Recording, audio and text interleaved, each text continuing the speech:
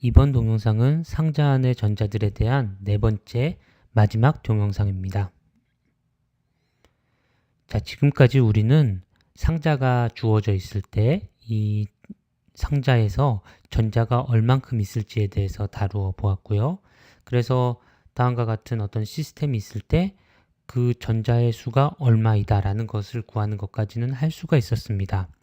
하지만 이것은 상자 안에 전자가 평균적으로 얼마가 있다는 것을 말하는 것이고, 어떤 특정한 위치에서 전자가 얼만큼 많을지에 대해서는 정보가 없는 것이죠. 예를 들어서 우리가 지방향으로 있는 양쪽 경계 끝으로 다가간다고 생각을 한다면, 그곳에서는 평균적인 전자의 숫자보다 훨씬 더 적은 전자의 숫자를 발견할 수 있을 것이라 생각할 수 있습니다.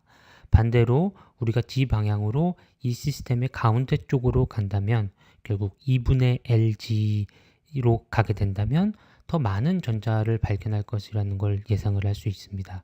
따라서 우리는 단순히 전체 숫자만이 아니라 각 지점에서의 X, Y, G가 결정되어 있을 때의 전자의 전자의 농도를 알고 싶어 합니다. 자, 이를 위해서 각각의 양자 상태인 psi가 kx와 ky와 그리고 지방향으로는 n의 양자수를 가지고 있는 경우에 그들이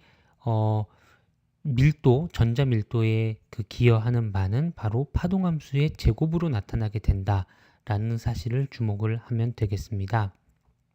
우리가 파동함수를 x방향으로는 exponential ikxx의 형태로 썼고, y방향으로는 exponential iky의 y 형태로 썼고, g방향으로는 슈레딩거 방정식을 풀어서 얻어지게 되는 confined state로 나타내어 주었습니다. 그리고 그 앞에 이 모든 것들의 개수인 a가 붙게 되는데요. 이 a의 값은 현재로선 결정이 되지 않았지만 물리적으로 의미를 갖기 위해선 어떤 특정한 조건이 필요하게 되겠습니다. 네. 결국 절대값의 제곱이 필요하게 되는데요. 이 절대값의 제곱을 구해보면 x방향이나 y방향으로 나타나 있는 이 exponential ikxx나 exponential ikyy 같은 것들은 절대값을 구해보면 1이 됩니다. 그렇기 때문에 사라지게 되고요. 결국 파동함수의 절대값의 제곱은 x방향이나 y방향으로는 무관하게 되고, 그냥 개수인 a의 절대값의 제곱과 그 다음에 깊이 방향, g 방향으로의 웨이브 펑션의 제곱 형태로 나타나게 되어 있습니다.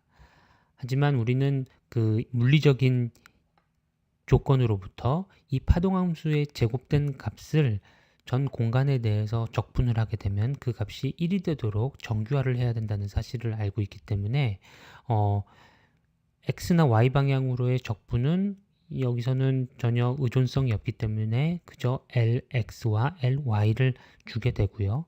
그리고 지방향의 적분은 여전히 현재 수행을 해 주어야 합니다. 그렇기 때문에 아직 여기서 a의 절대값의 제곱은 확실히 결정이 되지가 않았는데요. 만약에 우리가 이 지방향으로의 파동 함수를 그저 1차원 시스템이 있고 그것에 대해서 절대값의 제곱을 적분해주면 1이다 와 같은 식으로 마치 1차원 시스템인 것처럼 생각을 해 주어서 정규화를 했다고 생각을 해보겠습니다. 그러면 그 앞 슬라이드에서 나왔었던 적분이 그저 1이 되겠죠. 그렇게 될 경우에는 a의 절대값의 제곱이 바로 lx, ly분의 1로 아주 간략하게 쓰여질 수 있다는 걸 알 수 있습니다. 따라서 각각의 스테이트가 어떤 전자 농도를 기여분을 가지게 되냐면 바로 1 over lx, ly 이게 면적이 되겠죠. 이 면적에다 그 다음에 g 방향으로의 웨이브 펑션의 제곱 형태로 쓰여지게 된다는 것을 알 수가 있습니다. 물론 현재 이렇게 쓴 것에서는 KX하고 KY에 대한 디펜던스가 전혀 없습니다.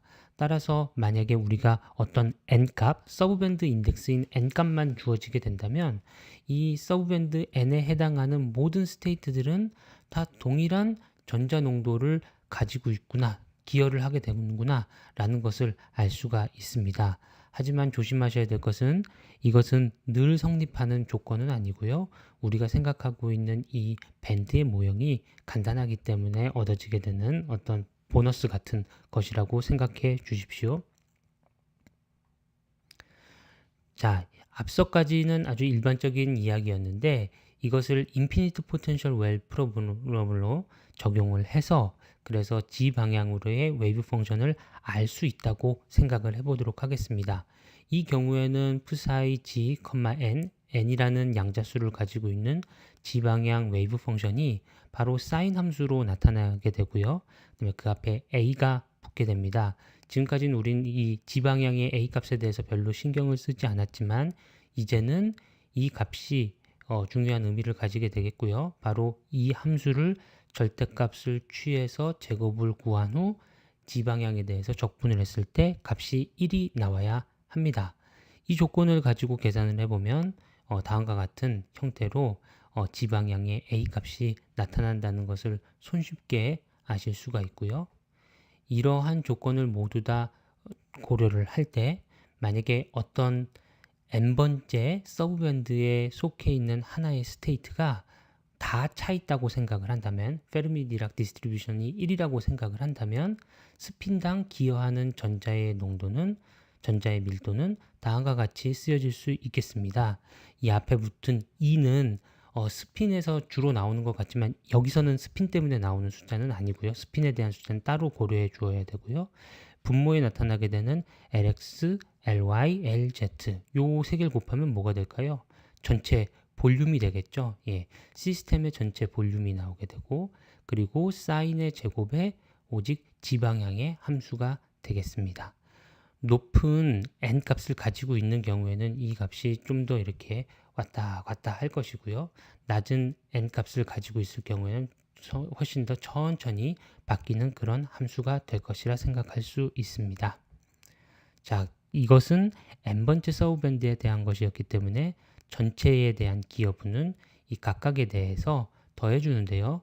단순히 더해주는 것은 아니고 그 전 세 번째 동영상에서 우리가 다루었던 것 같은 그 에너지의 바닥 에너지의 차이에 따른 그 오큐펀시를 페르미 디락 인테그랄을 고려해 주어야 합니다.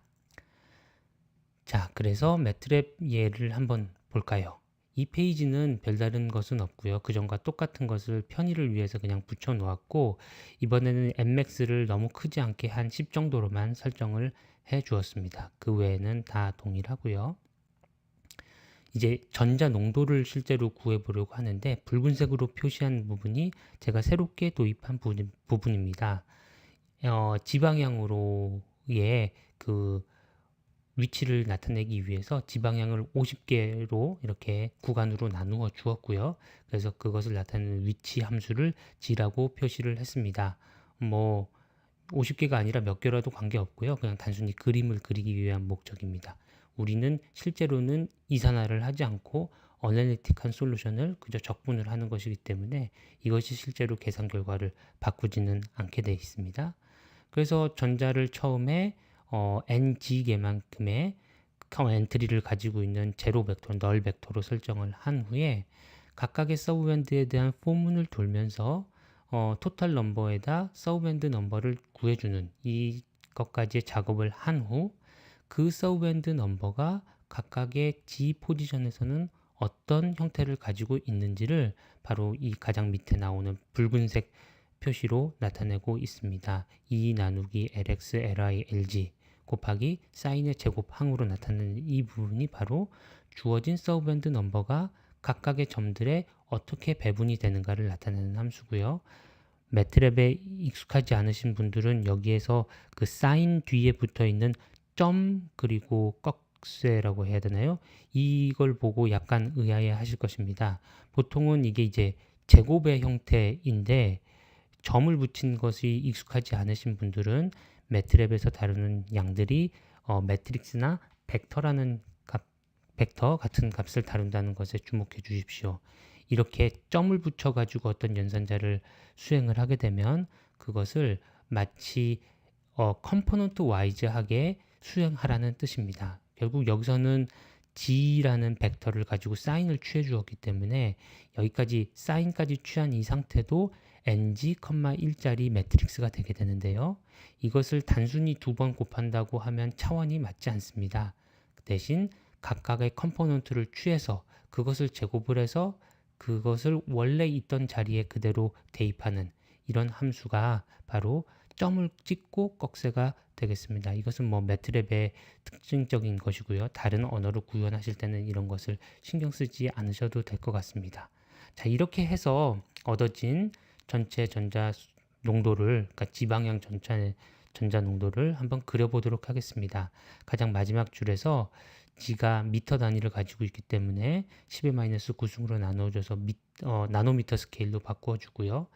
일렉이라는 그 값은 퍼 제곱미터의 값을 가지고 있기 때문에 퍼 제곱센티미터로 나눠주기 위해서 1에 1 곱하기 10의 6승으로 이렇게 나누어 주었습니다. 그 결과가 다음과 같고요. 네, 예상했던 것처럼 0과 5, 이 위치에서는 우리가 경계 조건을 그렇게 주었기 때문에 여기서는 전자 농도가 없어지는 것을 알 수가 있고요.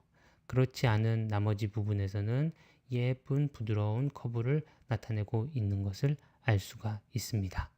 자, 이것들은 대체적으로는 사인 첫 번째 그 사인 제곱 그러니까 n이 1인 것의 기여분이 가장 크게 나타내고 있을 텐데요. 거기에 추가적으로 두 번째, 세 번째 등의 영향이 조금 섞여 있는 상태일 것입니다.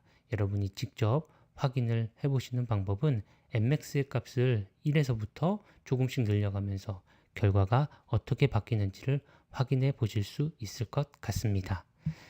자, 이상으로 총 4번에 걸쳤었던 상자 안에 있는 전자에 대한 시리즈를 마치도록 하겠습니다. 제가 처음 예상했던 것보다 조금 더 길어졌는데요.